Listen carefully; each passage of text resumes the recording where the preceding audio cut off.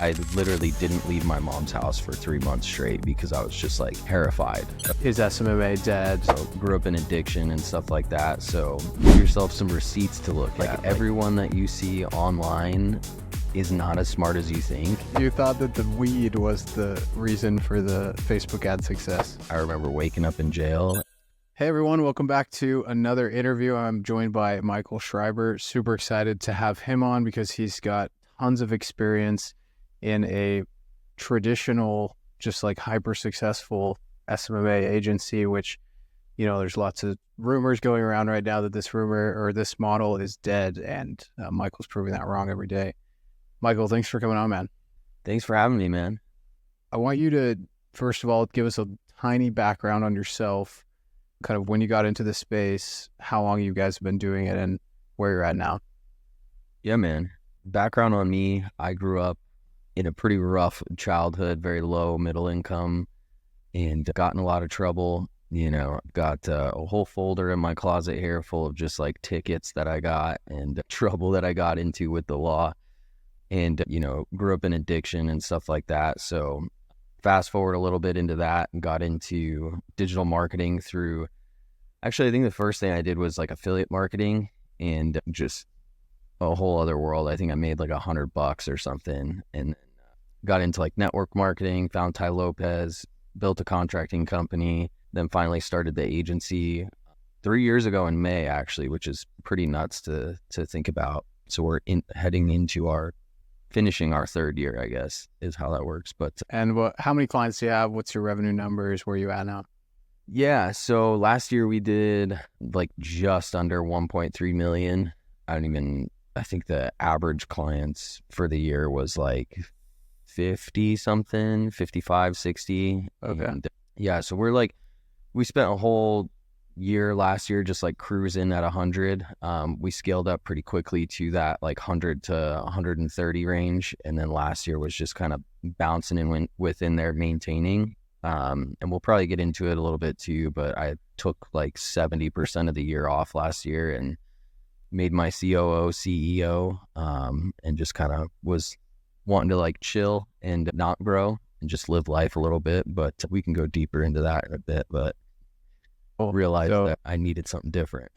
Title's going to be, you know, CEO retires 2 years into SMMA, never has to work again, 100K a month profit to his bank account every single month, right?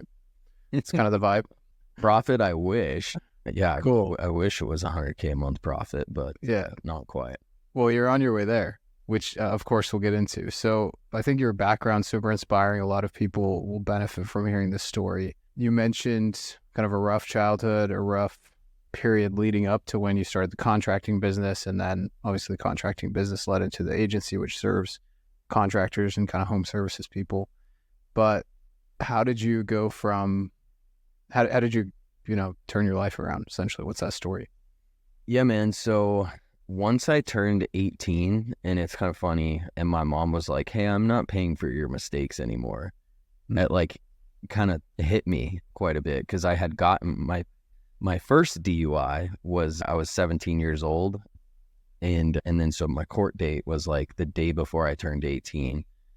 And the judge was just like, dude, if I see you back here as an adult, like I'm just putting you away. And so all of that, and then my mom being like, dude, you got to figure this out. And so I ended up getting sober in 12-step meetings, actually. And I think it was just like enough was enough at that point. I was tired of hurting myself, hurting the people around me, and just like not living for anything.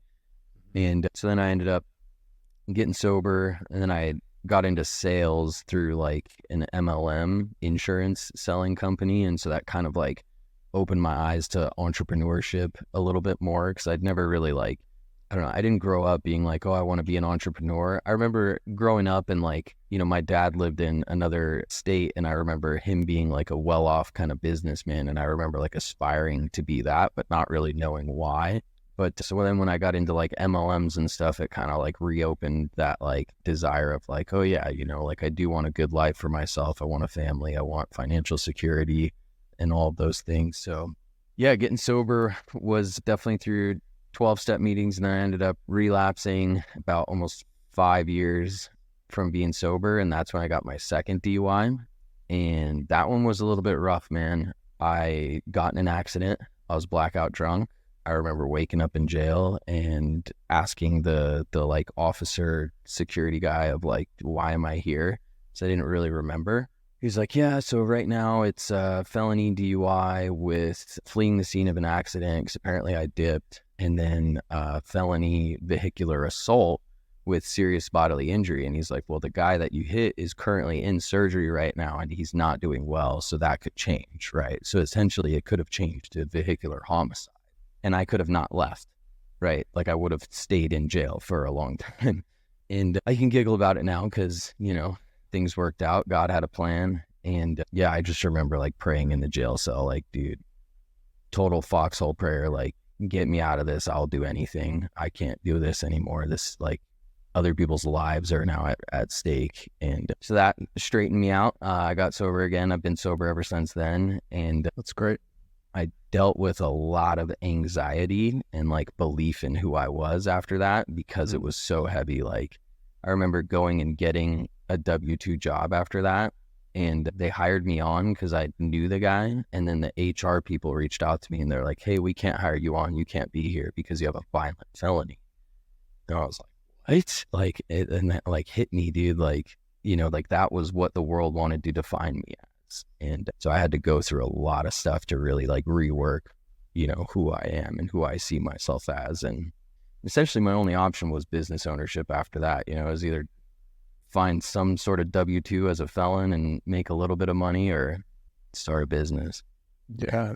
I worked with a charity for a little bit called Hustle 2.0, and they help like formerly incarcerated people start businesses because of how tough it is to get out and like just work a normal job and have some semblance of a professional life after those types of, you know, so I've seen firsthand the difficulty, and some of the most inspiring stories ever have come out of that. But yeah, I could go. So it was kind of, yeah, I do want you to go deeper, but it was entrepreneur by necessity, basically. But what did that look like? When did you realize that was the move? I think it took, after that DUI, it took a while for me to get inspired again, especially since I had like the anxiety. And it wasn't just like anxiety, it was literally like paranoia and like near schizophrenia. Like I was like, I literally didn't leave my mom's house for 3 months straight because I was just like terrified of the world. And so it took a while, you know, to like kind of start getting out a little bit. And then I actually met, you know, like reconnected with a kid that I was like best friends with in middle school. And he was working like on the oil field, like 1 week on, 1 week off kind of thing. And on his week off, he was like building fences on the side. And he was like, hey man, you know, if you want to come help me out, be a hired hand, like let's do that, you know? And so I got into helping him a little bit. I mean, he was paying me like $12 an hour to be like, do some grunt work. And we end up talking and like, hey man, like, why don't we build up this business? Well, actually what happened first is we were reconnecting, and like, we both had this like idea of a better life for ourselves outside of like working for somebody else. And then so he brought me on into the fencing thing, and then we ended up seeing Ty Lopez's course way back in the day in my garage, all that crap. And we're like, oh, we need to start an SMMA, man. Like, this is the, you know, like, oh, this is the trick, dude. Lamborghinis and, you know. Up here in the Hollywood Hills. Yeah. And so we bought the course. What's funny is like, we didn't even like go through it that much because it was like, we didn't understand like specializing in something. Like it was just like, oh, we're just gonna do like social media management for local businesses, and that was it, you know. And then it was like that fear of like, oh, so I have to go talk to these business owners and like pitch them my service. I have no idea what I'm doing.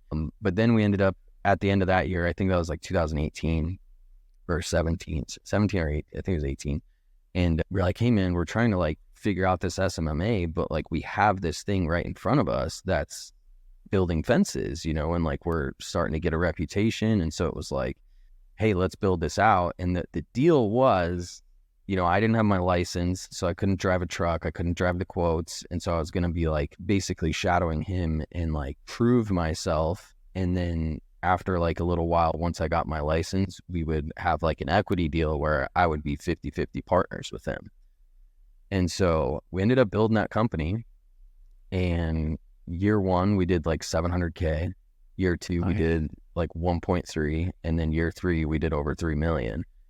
And within that time frame, there was some of those conversations like, yo, man, I got my license now. I got the little blow and go in the car to start the car, the little breathalyzer. And, those conversations for equity like kept getting dodged. And I'm like, and I get it from a business owner standpoint at that point. It's like, well, now we're doing 1.3 a year. Like, I don't want to give half of this away or whatever, but it's like margins were not that great. So anyways, so by the fourth year, or by the end of the third year, I'd gotten so burnt out working 16, 18-hour days, just long days for like 40K a year. And I was just done, man. I was like, I want purpose in my life. I want something that I care about. And so I ended up quitting. And my solution was to go, because I love hockey. I love playing hockey. And I was like, I'm gonna go apply at Pure Hockey, which is this hockey shop, like a local well, they're actually like national, but so I got a part-time job there making $12 an hour. And that was my solution to like reset my life or whatever. But it was actually really useful because it like humbled me and it like brought me back down to ground zero. Then I met Haley, who's now my wife, who has just like pulled all of the best things out of me. Then we get pregnant. We're sinners. We got. Did you meet her at the hockey shop? No, we actually met online on Hinge. Okay. Yeah, she would like, her friends convinced her to get it, and she was on there for a week, and we met within that week. And wow. It was she hated it. She wasn't about it at all. But so then we get pregnant, then COVID happens. That was like, we met November of 2019. Then I get furloughed. We find out she's pregnant.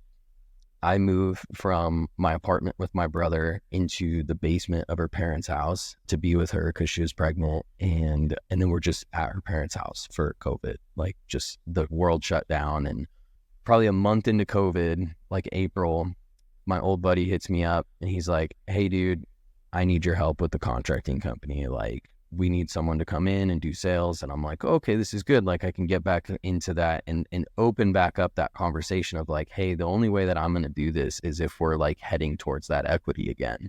And so we do that. So I start doing sales again for the contracting company. And then we opened up that conversation of like the digital marketing again. Because throughout that time of building the contracting company, I was also doing like drop shipping on the side, trying to figure that out. I was just constantly YouTube, digital marketing, digital business. How do I do this? Yeah. And so we were opening up that conversation again of like, how do we basically, it was like start a coaching program, like how to build a contracting company, because the contracting space had nothing like that at that point. Like, there was nothing. Now there's a lot. But we were opening up that conversation too. And then probably 8 months later, or whatever it was, in November, he comes to me and he says, hey, I'm merging with this other company, this other local company. And they had 2 guys that were partners.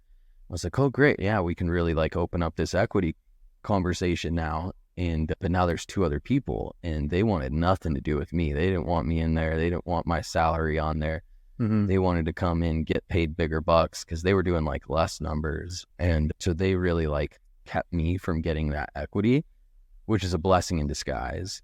And so they end up like, I was like fighting like, yo, give me some of this equity, man. Like, what is going on here? And they're like, okay, well, we'll give you 10% equity after you start the digital marketing side for Brothers by Nature was the company. So it was going to be like Brothers by Nature Media. And they're like, once you do 100K in sales, then we can open up the conversation for equity. And then this was early 2021. And then I was just like, that was a slap to the face. I was like, no way, man. You know what? I'm going to do this myself. And so I just quit. And then I made a post in this group and was like, yo, who wants me to run their Facebook ads? And got some people going, and then took my first payment May 1st, 2021 for Fuse Media. And the rest is history. Okay. So that was a very long-winded way to answer a question that I don't even think I gave you the full answer. No, it was great. Great. The group that you went to, it was just like a contracting group where people already knew you, or you just found a random group? It was a paid contracting group. So that was one of the things that was like trying to encourage us of like, hey, this works. Like we could start a coaching program. Like contractors are getting open to this digital world. Mm-hmm. And so we were paying $100 a month to be in this group that was just kind of like a networking group for contractors where they could learn and grow or whatever.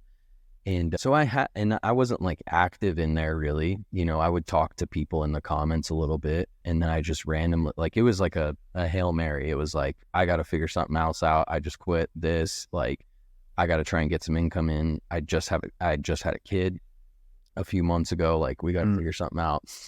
And within that time too, I also started day trading. I was one of those guys through COVID too that really got into that. And I was actually making like decent money. So that's just a side tangent. But man of many talents. Master of none. Yeah, so I made a post in there. I literally went into our QuickBooks. I was like, yo, we did 1 million Q1 this year, all from Facebook ads. Who wants me to run their ads? And then one guy who's actually, Lawson, or of, he apparently his dad wrote a book about being the first to like try something or something like that, and which I found out later out, but like he was the first one that took a chance on me, which was like crazy. And he closed like a $90,000 job week 1 of running his ads. And then so he started posting in the group about me when anyone was asking like, yo, I need help marketing. He would just start posting me, and I just became like the authority in that group. It was like Michael Schreiber got tagged. Like I've made 0 more posts. I made 1 post in that group actually on top of that when we started doing Google ads, and that was just the post. But yeah, we did 11K our first month. Dope. And that was May of 2021. And the year 2021, we did 252,000 or something like that. Sweet. And so it's like I hit that 100K mark too, that like would have gotten me that 10% equity too. But like I made leaps and bounds more money doing this on my own than like getting stuck with that contracting company. But it all worked out, man. Like it's so cool to like look back and see how like I just wanted all of these things to work for so many years. And it was like I was just being developed that entire time. Like I wish I could have saw it like that when I was in it, because all of the skills that I learned throughout just stacked into being able to handle what became Fused Media. Yeah. It's like change happens slowly until it happens all at once.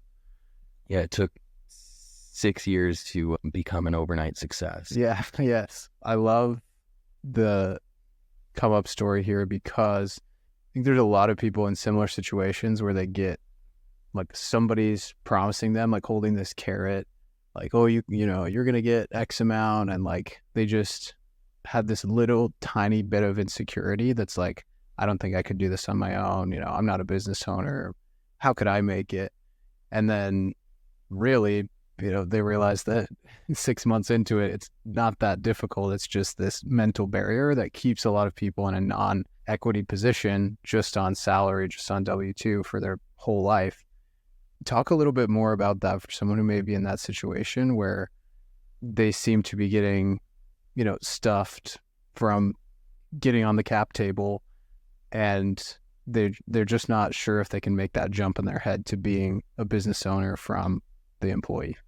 Dude, that's a really great thing to bring up, because I actually did think a lot about that when I like look back at it. And because we were trying to do that SMMA in the beginning, we were trying to do like a coaching program. Like I went out and bought a camera. We bought a camera. I was like following him around, to be like the face of it. And it was like I was waiting for his permission to take action, or I was waiting for him to like be a part of that, when I had it all in myself the whole time. Like I just didn't believe in myself. And part of that was like I still was dealing with the anxiety, which is like super fear-based emotion, and like just identity. I had no idea who I was until I started taking the actions, to prove to myself that I was different than what I was telling myself I was previously. That's powerful. I tell my students, like, mindset wise, there's 2 ways to change your beliefs. First is like repeat the beliefs that you want to believe over and over again, which works to a degree. But the other one that's actually very much proven by science is just like act in the way that somebody who believes that would. And then all of a sudden it becomes true. Give yourself some receipts to look at. Like, I did this. I like that. So were you the one running the Facebook ads for the contracting company, or you just kind of saw what was going on? Yeah, there was one guy that ran some ads as well, but I also did our ads. And then I was doing like e-com drop shipping. And so that's where I like really learned Facebook ads.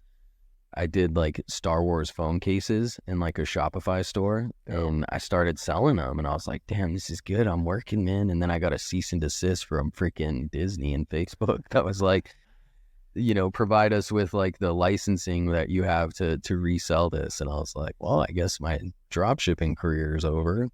Yeah, that's always fun. I actually had a Smile Direct Club, if you're familiar with them. They're like a mail-in aligner company, so you don't have to go to the Invisalign doctor or the orthodontist.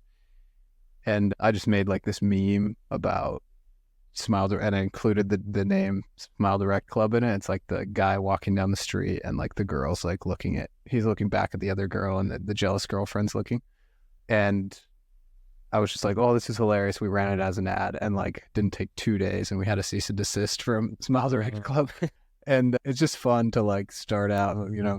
I think there's, going back to things that hold people back from getting started, like they think someone's going to steal your idea, you're going to get in legal trouble, you're going to do all this stuff, you don't know what you're doing. Like, you can't just start a business. And like, really at the end of the day, the consequences for doing something like what we did in the Star Wars and the Smile Direct Club examples are usually just an email that says, hey, take this down, and then you move on with your life.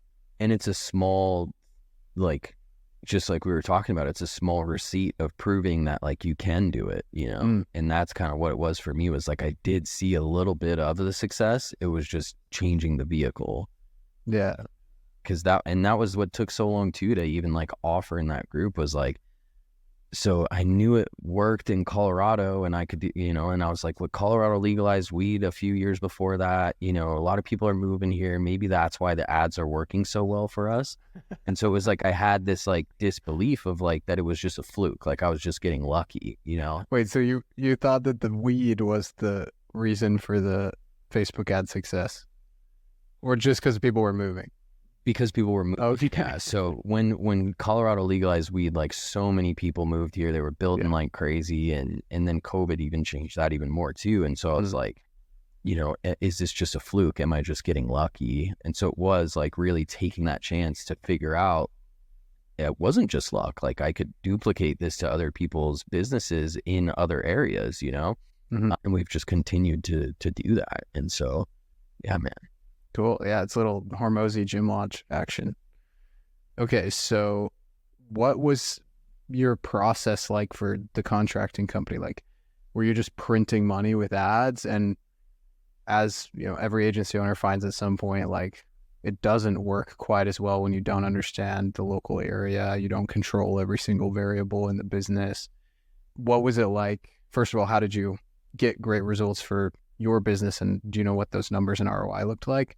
Talk to us about the challenges of rolling that out to other markets with clients and all of the headaches and potential amazing things that come along with that. But yeah, I didn't learn about tracking and like ROAS and ROI and all of that until after I started Fuse Media, and was like, I need a way to like tell people their results.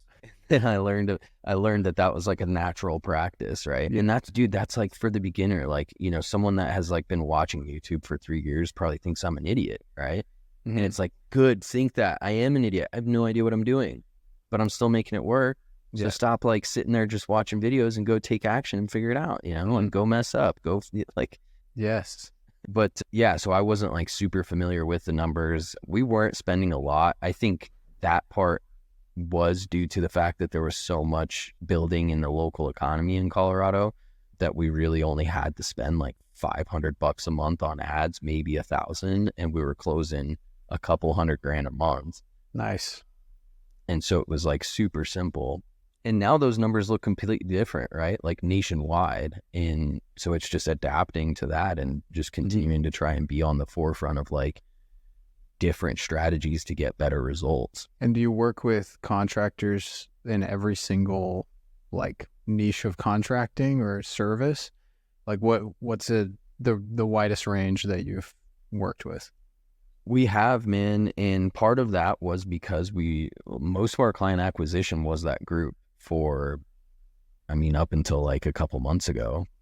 And even still now, like referral partnerships and organic is like our number one thing right now. We're just like February 1st, we're turning on ads. We partnered with someone to help us out on that end because of the fact that like when working for those groups, the target person in that group, some of them might be like ideal people that we want to work with.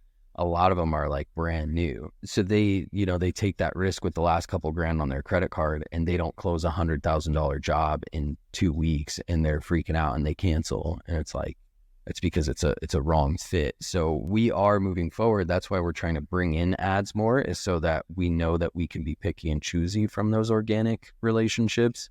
Mm-hmm. And with ads, we can really set the tone for the market that we want to work with. And that market is like luxury service contractors. Okay. And so that is pretty broad still, but it is more like we know that like the best results that we can get and the people that understand the process are people that are closing a little bit higher jobs. They're doing a little bit more in revenue to start. So that's where we're going. But we have worked with pressure washers, mower, people that do maintenance. We've worked with large scale pool builders, remodelers, like a lot of different people. Yeah. I literally got a DM today that said, "Hey, Keaton, I've been reaching out to people in the home services and contracting industry for 2 months, and nobody at all is interested in working with an agency. Is SMMA dead? And should I just do like done for you, UpHex plus ads? Like, do I have to switch my model?" What's your response to something like that? I'd say that there's 100% room for both, but SMMA is not dead. Just like a short answer for that. So what's the problem? Like why are all the people he's reaching out to saying they don't want an agency? If he's new, his offer probably sucks. The way, like I'd really have to like go in deep of like, what are you doing? How are you talking to them? What are you offering them? And honestly, it's just reps. That's another thing of like Hermosi videos of like, if we asked him, how many people have you actually talked to? Maybe 7. Mm-hmm. X that. Yeah. Before you write it off, so that'd kind of be my thing there. The offer probably sucks. He doesn't have enough reps to like figure out how to offer it to people. And the fact that he's considering doing the UpHex coaching thing means that he doesn't have belief in the SMMA in general. So when you're talking to these contractors, that rubs off on them. They see that you don't even have belief in your own product, so why would it work for you? There's a lot to unpack into that, Of course. I just wanted to get the, Michael Schreiber expert opinion. Yeah, we do offer consulting, man. Like there's people where it makes sense of like, they don't need an agency, they want to bring it in-house. And so instead of them just learning on their own, we have a service where we can consult for them and teach them how to bring that in-house and basically what we would do. All of the growth has come pretty much through referrals, this contractor network that you were a part of. At some point, you yourself linked up with Iman, the man himself, the top G of the SMMA space, let's call him. And he gave you a piece of advice that you followed for a time and now you're sort of discarding. Tell us about that, because I think a lot of people will be interested in this conversation. Yeah, talk to us about the progress now as you've moved on from that advice. Yeah, so I was talking to a buddy of mine when I was about to start the agency and just trying to figure it out. And there was a point where he was going to start an agency. And then I sold my first client and I was like, what do I do now? And my buddy was like, oh, go watch Iman. He has a course or whatever. So I took $1,000 payment from a client and I spent that plus I think like $200 more to get Iman's course at that time. agency navigator or incubator, I think it was back then. Then a couple months after that, I bought Copy Paste Agency, which came with a one-on-one coaching call with Iman. And at that point, we were doing like $40K a month. And I was like, I'm going to save this call. I don't want to have this call with him right now. I want to wait until we're a little further along. So I actually waited like a year, and then I dug that email up because it was like a specific link to book with Iman. And I dug that email up, and I was like, all right, I'm going to talk with this dude. I thought I was so cool, man. Like, because we were doing $100K a month, and, I was like, yeah, like, you can get respect from Iman, and he couldn't care less, first of all. The beginning of last year, 2023. And so we were scaling. Like last year, the goal was 4 million in revenue. And we were, that jump was going to be from like 1.1 million to 4 million. And so I'm like, yeah, we're scaling, we're doing all this stuff. He's like, dude, why not just like stay at 100K and profit? Because we were super profitable at that point. And I was like, what do you know, man? Like, you just don't want me to come after you and your agency. Like, I was really like arrogant of it, of like thinking I was like hot stuff, And then we started scaling and things got really tough. And I got really stressed and really burnt out really quickly. And then I started thinking again about his advice. And I was like, you know what? I have this business that I can literally walk away from right now at 100K a month run rate and not work. And I was like, Iman's right. And I just want to profit and use those profits to invest. So I did that. I made my COO, CEO last year in like, I don't even know when, I think it was April, maybe May. And I just kind of did my own thing. I was dipping into consulting and coaching and just trying to figure out all of this stuff of like what to do. I was going to be GHL affiliate. That's how we met. I was going to start doing like YouTube and all this stuff. My ties to Fuse Media at that point was once a month I would meet with the CPA or the bookkeeper to go over the numbers. And then bi-weekly, I would have a meeting with the managers to kind of just like get an overview of what's going on. But I just always remember like still trying to push them for growth in the company, because that's just naturally inside of me, is to grow. But they didn't have the systems for that. Dylan, my COO, who was the CEO, was doing everything. He was doing account management. He was doing COO, CEO, everything. And that's not sustainable, So by the end of last year, I was like, what am I doing? And I realized, like, number one, I didn't have an agency that I could sell. Even though I was so proud of, like, I had an agency that I could take myself away from. No one was going to buy my agency for a good price because it was solely dependent upon the one operator. So I had this like owner-operator duplicatable business. But for me, it didn't feel good that in that Dylan had to risk his family time. Dylan had to risk his mental bandwidth in order to make that company run. And so it was like, I just had to sit back and be like, dude, like, what do I want? I want to grow. I want to grow as a human. And entrepreneurship is a really great place to do that, to challenge yourself in tons of different ways. And I really wanted my company to align with its core values and like treat people well. And a lot of that is the growth aspect of it. And so short story long, I decided to come back as CEO, and the goal's not 4 million this year. So in 2023, we like grew by like 200K from the year prior, and our profits actually dipped a little bit. But I worked, 4 months that year. Yeah. So, it's not that bad, but our goal is 2.5 million this year instead of 4 million, because then I realized like, sure, you can have these like crazy goals, but like, don't kill yourself in the process, like we have time, like there's time to build. And so, yeah, I'm stepping back in. I mean, there's tons of stuff we're doing right now. We just decided on person for account manager that we're bringing on. We just finished those interviews. We just hired someone as an SEO specialist. We just hired a tech marketing guy for all of our like GHL tech and the automations and integrations and all that. So right now we're like really taking the hit on profit to scale the team to support where we want to get to. Very cool. I want to dive into your operator, because what you've described is rare. I think partnerships where, one person's on fulfillment and one person's on sales is pretty common. I see that a lot. But a founder that has found someone to essentially run the whole business while he plays golf or whatever, Yep. is is more rare. So I'm not as interested in how you found him, because basically the answer is networking. But how did you structure the deal and the arrangement to make sure that that didn't fail? Because I think probably 80% of arrangements like that don't turn out unless you've got venture capital money. Yeah. So a lot of that with him, he did have a very small agency when we were having those conversations. He had one client that was in our industry that I was like, oh, we could keep this and this could like be negotiation into the deal. Mm-hmm. But I knew that I needed to duplicate myself. That's all I knew moving forward. You know, a lot of people will hire like a sales rep first or account manager. I was like, I need to duplicate myself so someone can like take over what I'm doing so I can think about all the other stuff and process and expand the vision for all that stuff. Yeah.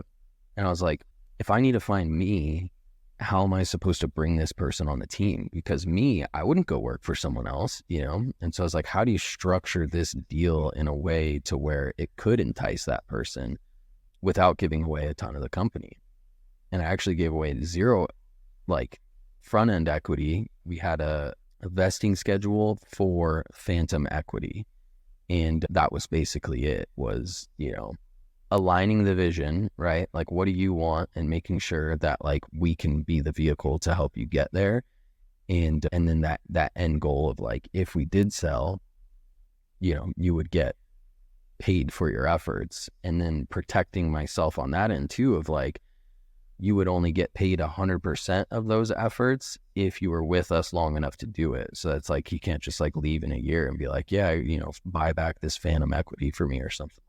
But yeah, he's a great person. He's a hired gun. He can do a lot of things. I don't think the CEO role was the best for him. I think that his talents lie in different areas, and that's where we're focusing on moving forward. But he did have enough talent and enough skill to manage and operate that. But again, you know, his life was struggling on the back end, you know, like to an extent. And I don't mean to like dump his stuff on there. It was the same as me, right? Like I got overwhelmed. I was not being a great husband. I was not being a great father. I wasn't hitting those standards of who I wanted to be. And I think he felt the same thing. And so that's another reason why it was important for me to come back in, build the systems in the company for someone to take over where they don't have to sacrifice their entire life. Yes. 2 notes here. Number 1, if you don't know what phantom equity is, it just means it's realized when you sell, not at any other time. And then secondly, I think a very misunderstood thing in this space is like, to find super high quality talent, you have to have a super high quality product. Product meaning workspace, work-life balance, pay, benefits, culture, everything goes into that. And I made a post the other day about how you're going to make your business suck way less if you don't go cheap. If you go cheap, like I promise you, you're going to regret it down the line. Hiring people that don't know what they're doing, that you have to train up, it's just a surefire recipe for being frustrated at pretty much everything that happens. Now, when you're a beginner, obviously you don't have as much money, and so you have to give up equity or have to give up something so that that person has some sort of future promise of a bigger payout. But also we live in a world where geo arbitrage is a thing. You can go overseas and it's not that hard to pay someone the equivalent of $250,000 a year in their country, give them an amazing work-life balance, 6 hours a day of work. Anybody can do that and get paid $250,000. Like, that's a great arrangement. And if you can find the equivalent of that, take that overseas, there's a lot of really smart people who can work for you for $2,000-$3,000 a month and be living it up where they live. I just think there's so much misinformation about VAs and other people running your entire business out there that it's important to know, like, people need stability and they need good pay and a good work-life balance. If you can do that, like that, almost 0% of companies provide that. And so you being long-term, all of those things is essential for building a team that doesn't require all of your mental energy to maintain. Dude, in the VA culture now, like, they're asking for more and more money. Every month that goes on, they're like, we know that either you hire someone in the US for, $60K salary, or you're trying to hire here for $4 an hour. And so they're slowly scaling up, man. I mean, like, anybody that's overseas is paid so freaking well, like nearly like they're in the US, and they're balling out there where they're at, dude. Yeah. But I think that's another misconception too, is like clients see that as a bad thing, but like they're human beings too. Just because their English is not that great does not mean that their brain is not completely wired to be the same or better than someone that is in the United States. Yeah. There's a lot of prejudice out there. Some context here again. From my side, one of the most successful hires I've ever made is my current kind of jack of all trades right-hand man. He lives in Tunisia, and I pay him a percentage of revenue every month. So it's not like real equity, but it's, he has some sort of tie to actually like get things done. And then I pay him a base salary, and like he's crushing it. And he works 6 hours a day, and like he loves the work arrangement. I love the work arrangement. And he's been watching how to make money online videos since he was 16, and like putting the work in, trying to start businesses, all that kind of thing. So he's not brand new either. And these people exist, like they really do. They're out there. They're super hungry. They want to be given a chance by somebody in a more fortunate situation. Just being born in the US is an insane fortunate situation. And it feels amazing to be that employer that's giving the right type of workplace environment, the tech salaries of the internet, basically. So super highly encourage anybody that's struggling or thinking, oh, I don't know how to do this. Literally just think, what would I want at a job? Write it all down, and then go find somebody who wants that too. It won't be that hard. Yeah, man. We pay 100% medical for the employee and all of their dependents too. Wow. Overseas, right? Or here? No, USA. Very cool. Overseas, they don't have as much option there. So what we do is, in the Philippines, there's this thing called like a Mexicare card. And it's basically like, it just makes all of their health expenses extremely cheaper. So we just buy that for them every year, renew it every year. Yeah. So cool. With the little bit of time we have left, I want to hear the growth plan. How are you getting to 2.5 million this year? Yeah, dude. So honestly, it boils down really simple to 3 metrics: increasing sales, reducing churn, and increasing average price point per client. And in order to do that, in order to shift the chess pieces in a way to where we can focus on those things, we needed to free up my time and Dylan's time. And that looks like account manager, SEO team, and tech marketing. Is the SEO service new to you guys? Okay. Yeah. We've been doing it probably for maybe like 8 months now, but Dylan was managing all of it. And it was like, I don't know a lot about it. I was like, dude, if we want to bring this on, you need to prove to me that we can do it. We can do it well. We can get great results. And so he started doing it and taking it on. And now we're at the place where we are doing that. So now we can train people to do it. Mm-hmm. And so we brought on one person, and a second person that's coming on pretty soon too. But because that's part of increasing price point, is now we're doing a package of Facebook ads plus SEO. And obviously that's going to be more expensive. So that's increasing price point. The getting more sales side, we partnered with an agency that's going to help us run our ads. I'm going to be doing all of the sales for a little bit, building out the sales team, and then account management we are hiring in, which is we could go a whole other hour about how that's been for us and how to make the best hire for that. But someone that, can do what we did and relate to these guys at the same way that we can relate to them, so that we can reduce churn. And then that's literally the equation there. And then honestly, I think we nail this. We do more than our goal. And so the average price point per customer is just layering on more services, going after bigger fish that can afford, it's more worth it. The same amount of work for you guys is more worth it for them. So therefore you can charge more. When it comes to the account management side, is this like, you're talking about the client facing person that's going to talk them off the cliff basically when they're having a rough day? How is that hiring process been? And I assume that person's stateside. Yes. Yeah, they're local. We're actually we just talked about that this morning, who we're going to pick. She's in Illinois. Nice.